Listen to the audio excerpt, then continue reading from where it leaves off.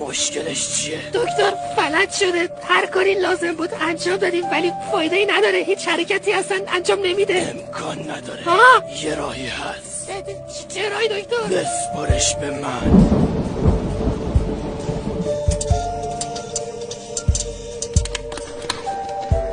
1 2 3 1 2 3.